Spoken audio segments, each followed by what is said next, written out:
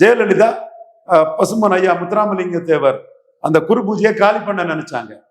அங்க கொண்டைக்கோட்டை மறவர்கள் கல்லையும் மண்ணையும் அதிமுக அமைச்சர்கள் மேல வீசின பிறகுதான் ஓபிஎஸ்க்கு பிடபிள்யூ மினிஸ்டர் கொடுத்தாங்க. விஜயபாஸ்கருக்கு ஹெல்த் கொடுத்தாங்க. 8 தேவர் மந்திரிய ஆக்குனாங்க. பயந்துட்டாங்க. ஃபர்ஸ்ட்ல சசிகலா நீக்கிட்டு நாடார்கள் சேர சோழ பாண்டியர் தென்னிந்தியாவை ஆண்ட அரச மரபினர்னு சொல்லி நாடார் ஓட்டுக்காக வந்தாரு. குண்டாசுல போட்ட என்ன ஒரு நாராயணன் கல்யாணத்துக்கு போய் சசிகலாவை நீக்கிக்கிட்டு ஜெயலலிதா நின்னாங்க.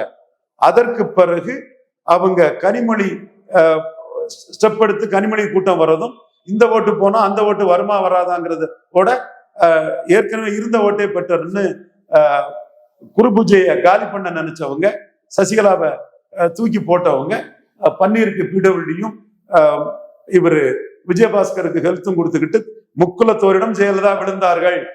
முக்குலத்தோர் வாக்கு வலிமையில் ஜெயலலிதா விழுந்தார்கள். ரங்கராஜ் பாண்டே இதுதான்பா உண்மை. அதைத்தான் சீமான் அடிக்கிறாரு. உனக்கு வலிக்கலாம், பட் உண்மை அது. ஜெயலலிதா குரு பூஜையை காலி பண்ண நினைச்சதுனால தங்க கோஷம் கொடுத்தாப்புல பண்ண தப்புன்னு ஜெயலலிதா அடிக்கிறாரு ரங்கராஜ் பாண்டே. முடிஞ்சா சாணக்கியாவில் இதுக்கு விளக்கம் போட்டு பாருங்க.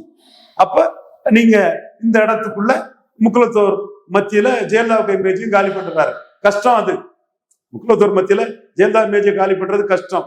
ஆனா அதையும் சீமான் எடுத்து செய்யறாரு. சோ எடப்பாடிக்கும் ரெட்டலைக்கும் விழுந்த வாக்குகள்ல எந்த அளவுக்கு தனக்கு வாக்க ஏத்த முடியுமோ அதை சீமான் தெளிவா செய்யறாரு.